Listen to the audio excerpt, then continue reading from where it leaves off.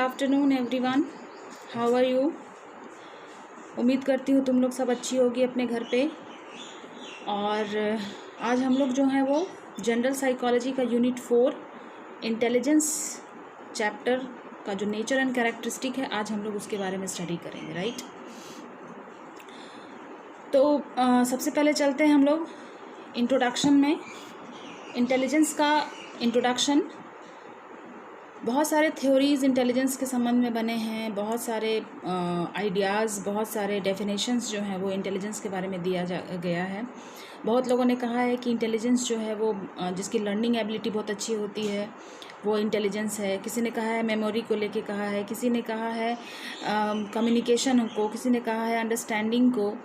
तो इंटेलिजेंस के संबंध में बहुत सारी चीज़ें जो हैं वो मनोवैज्ञानिकों के द्वारा, वैज्ञानिकों के द्वारा, एजुकेशन वालों के द्वारा जो है वो बहुत तरह की चीज़ें जो हैं वो इंटेलिजेंस के संबंध में अपने अपनी धारणाएं लोगों ने व्यक्त की हैं।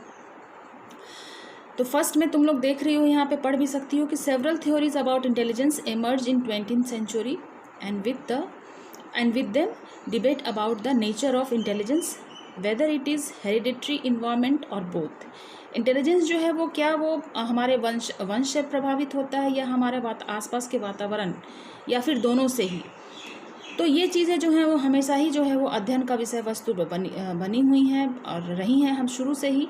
सो intelligence has been defined in many different ways. इसीलिए इंटेलिजेंस जो है वो विभिन्न तरह से जो है वो डिफाइन किया गया है।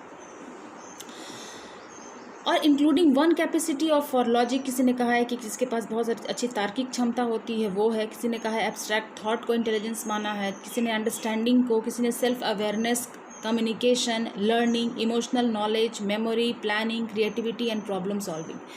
तो विभिन्न तरह के विचारधाराओं के द्वारा हम ये देखते हैं कि अलग अलग तरीके के इंटेलिजेंस की परिभाषाएं जो हैं हमारे सामने हमेशा ही से जो है वो उपस्थित रही हैं। तो जैसे कि नेक्स्ट में आप लोग देख सकती हैं, नेक्स्ट में आप लोग जो हैं वो उसको देख सकती हैं कि नेक्स्ट स्लाइड में concept of intelligence has been understand by the psychologist। और बहुत सारे इन्फ्लुएंशियल डेफिनेशंस जो हैं वो कहे गए हैं, जैसे कि एल्फ्रेड बीने का नाम तुम लोगों ने सुना होगा, स्पेंसर, टर्मेन, मन, जेनसन, ये सब की ये सब के द्वारा जो है परिभाषाएं जो हैं वो दी गई हैं। किसी ने कहा है intelligence is ability to learn, exercise, judgement and be imagination. Spencer के द्वारा अगर डेफिनेशन को देखें ना तो उन्होंने कहा है कि intelligence is the capacity of organism to adjust itself to an increasingly complex environment. मतलब कि कॉम्प्लेक्स इन्वायरमेंट में जो जितना बेहतर तरीके से एडजस्ट कर जाए वही इंटेलिजेंट कहलाएगा। इस तरह से जो है इंटेलिजेंस की विभिन्न तरह के लोगों के द्वारा विभिन्न तरह की परिभाषाएं जो हैं वो दी गई हैं। लेकिन उसमें सबसे उत्तम परिभाषा जो है वो डेविड वेस्लर का माना जाता है। उन्होंने 1977 में जो परिभाषाएं जो दी हैं वो सभी परिभाषाओं का एक निचोड़ हम मान सकते हैं, एक निचोड़ है। जैसे कि intelligence is the global capacity of an individual to think rationally, act purposefully and to deal effectively with the environment.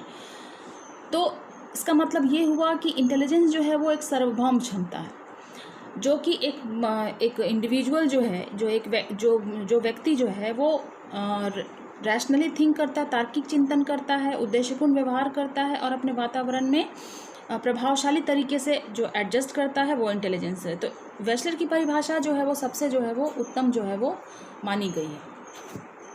अब हम लोग आ जाते हैं नेचर एंड कैरेक्टरिस्टिक पे।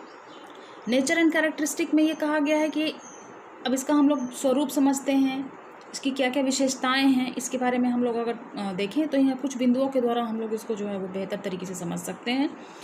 Intelligence in an initiate natural endowment of the child. ये natural capacity होता है जो कि जन्म से प्राप्त होता है।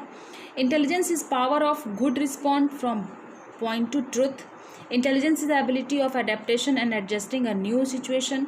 इंटेलिजेंस जो है वो ऐसी योग्यता, इंटेलिजेंस के द्वारा हम ऐसी योग्यता निर्धारण कर पाते जिसके कारण हम अपने वातावरण में अडेप्ट कर पाते हैं, नई चीज़ों को हम नई चीज़ों से अपने आप को हम एडजस्ट कर पाते हैं। Intelligence is ability for abstract thinking as well as the capacity to learn from the past experience. हम अपने पास्ट एक्सपीरियंस से भी बहुत सारे चीज़ जो है वो लर्न कर पाते हैं। The developmental period of intelligence is from birth to adolescence. ये डेवलपमेंटल पीरियड जो कब होता है इंटेलिजेंस का, ये जो है हमारा जन्म से लेके एडोलसेंट के पीरियड तक ये जो है वो इसमें जो है वो हम डेवलपमेंट हम जो है इसमें देखते हैं। Intelligence is the most determined by heredity but a suitable environment necessary to improve it. मतलब कि इंटेलिजेंस जो है वो हमारे वंश के द्वारा तो निर्धारित होता ही है, लेकिन सही वातावरण भी मिलना जो है ज़रूरी है, क्योंकि तभी हमारा जो बौद्धिक क्षमता जो है वो व्यक्ति की इम्प्रूव हो पाती है। फिर है जैसे कि E.L. थॉर्नडाइक का नाम आप लोगों ने सुना होगा, गैरेट का नाम सुना होगा। उन लोगों के द्वारा जो इंटेलिजेंस को जो टाइप्स बताए गए हैं उनको हम समझ सकते हैं। उन्होंने 3 तरह के इंटेलिजेंस को डिफाइन किया है, बताया है। Concrete intelligence, abstract intelligence and social intelligence. Concrete intelligence क्या है? It is the ability of an individual to comprehend concrete intelligence, actual situation and to react them to adequately. The concrete intelligence is evident from activities of daily life. Concrete intelligence क्या है? वो individual की ऐसी क्षमता है जो कि दिन प्रतिदिन की वातावरण में वो जो है वो बेहतर तरीके से अपने आप को अनुकूलन स्थापित कर पाता है। इस तरह के जो कॉन्क्रीट इंटेलिजेंस जिस व्यक्ति में ज़्यादा होता है वो व्यक्ति जो है वो इंजीनियर, मैकेनिक्स एंड आर्किटेक्ट जो है वो बन पाते हैं अपने जीवन में, according to E.L. Thorndike. Next, abstract intelligence. It is the ability to respond to words, number and symbols. ये ऐसी क्षमता होने पर व्यक्ति जो है वो वर्ड्स, नंबर, सिंबल को बेहतर तरीके से समझने की क्षमता उन लोगों में होती है। Abstract intelligence is required in ordinary academic subjects in school. जैसे कि वैसे व्यक्ति जो है आगे चल के जो है वो अच्छा शिक्षक बन पाता है, लॉयर, डॉक्टर, फिलोसफर जो है वो बनने में इस तरह के इंटेलिजेंस की जो है वो ज़रूरत पड़ती है। Social intelligence, it means the ability of an individual to react to social situation in daily life. Social intelligence भी जो है वो बहुत इंपॉर्टेंट है। आजकल के दौर में सोशल इंटेलिजेंस की इस पे बहुत सारे अध्ययन हो रहे हैं सोशल इंटेलिजेंस पे। और सोशल इंटेलिजेंस जिस व्यक्ति के पास बेहतर होता है वो व्यक्ति जो है वो सामाजिक परिवेश में बेहतर तरीके से एडजस्टमेंट स्थापित जो है वो कर पाता है। तो इस तरह से जो है वो हम लोग इसमें जो है वो बेहतर तरीके से इसको समझ सकते हैं।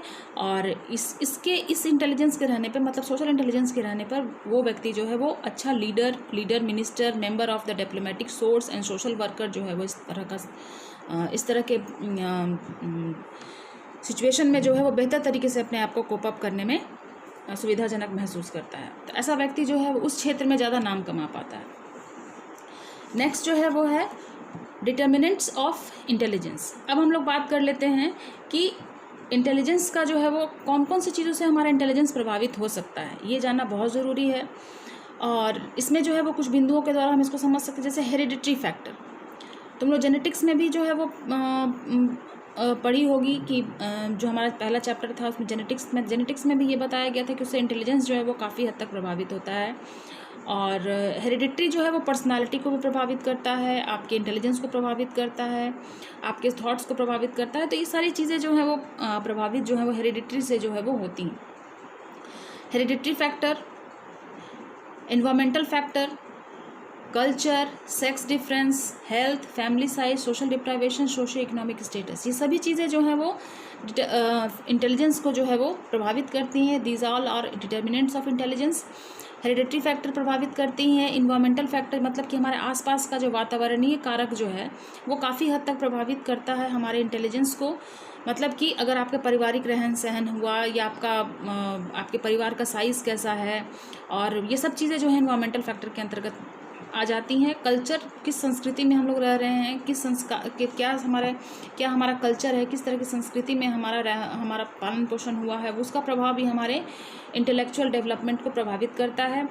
सेक्स डिफरेंस, यहाँ पे सेक्स डिफरेंस का मतलब यहाँ हो गया मेल और फीमेल।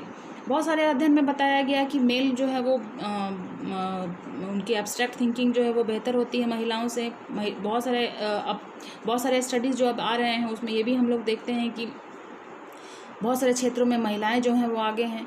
तो ये जो है वो हमेशा अध्ययन का क्षेत्र जो है वो बना हुआ रहता है। हेल्थ भी काफ़ी हद तक बौद्धिक क्षमता को प्रभावित करता है। जैसे कि आप लोग जानते हैं, अगर कोई बीमार व्यक्ति है या फिर किसी तरह का मानसिक तरीके से अगर बीमार है, शारीरिक तरीके से अगर उसको पीड़ा है, तो वो काफ़ी हद तक उसका इंटेलिजेंस जो है वो प्रभावित होता है। फैमिली साइज़ भी बहुत हद तक प्रभावित करता है इंटेलिजेंस को। सोशल डिप्राइवेशन, जैसे कि बहुत डिप्राइव्ड जो जगह है या बहुत सारे डिप्राइव्ड जो सामाजिक परिवेश है जहाँ पर कि हम बहुत सारा चीज़ सुविधाएं जो नहीं हैं, वहाँ पे भी जो इंटेलिजेंस जो है वो काफ़ी हद तक प्रभावित होती है।